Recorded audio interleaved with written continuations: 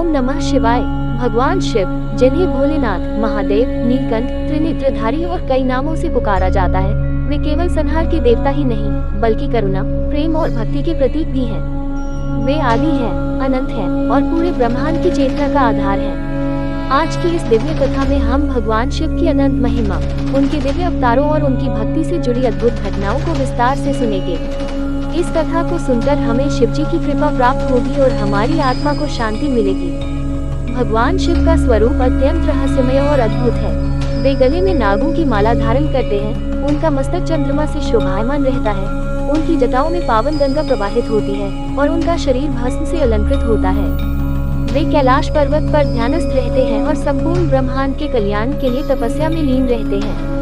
शिवजी त्रिनेत्रधारी हैं, उनका तीसरा नेत्र ज्ञान और संहार का प्रतीक है।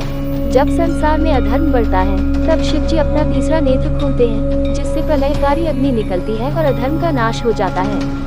प्राचीन काल में प्रजापति दक्ष की पुत्री सती भगवान शिव की परम भक्त थी। उन्होंने शिवजी को पति रूप में पाने के लिए कठिन तपस्या की। उनकी भक्ति से प्रसन्न होकर भगवान शिव ने उन्हें अपनी अर्धांगिनी के रूप में स्वीकार किया। लेकिन जब प्रजापति दक्ष ने एक यज्ञ का आयोजन किया और उसमें भगवान शिव को आमंत्रित नहीं किया, तो माता सती ने इसे अपना और अपने स्वामी का अपमान समझा। उन्होंने क्रोधित होकर उसी यज्ञ अग्नि में अपने प्राण त्याग दिए। ये देखकर भगवान शिव अत्यंत क्रोधित हो गए। उन्होंने अपने गण नीलकंठ को भेजा, जिसने दक्ष के यज्ञ को विध्वंस कर दिया। सती के वियोग में शिवजी अत्यंत दुखी हुए और सती के पार्थिव शरीर को लेकर पूरे ब्रह्मांड में विचरण करने लगे। इस घटना से सृष्टि में असंतुलन उत्पन्न हो गया। तब भगवान विष्णु ने अपने सुदर्शन चक्र से सती के शरीर को 51 भागों में विभाजित कर दिया। जहाँ जहाँ ये अंग गिरे, वहाँ शक्तिपीठों की स्थापना हुई।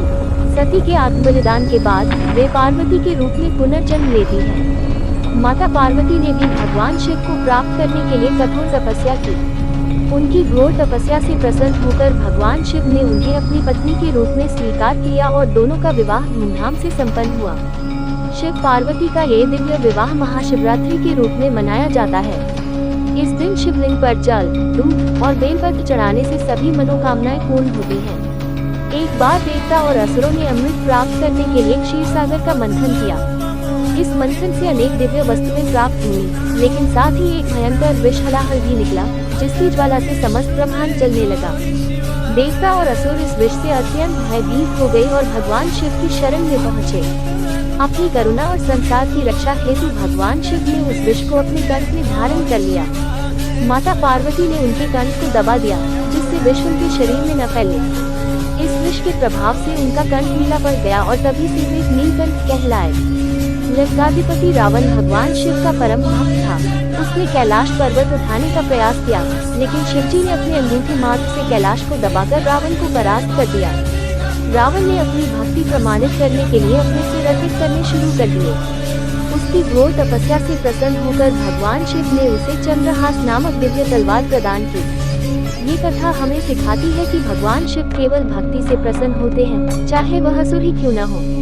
भगवान शिव को भोलेनाथ कहा जाता है क्योंकि वे अपने भक्तों की प्रार्थना को शीघ्र स्वीकार कर लेते हैं। एक बार एक निर्धन ब्राह्मण भगवान शिव की पूजा कर रहा था।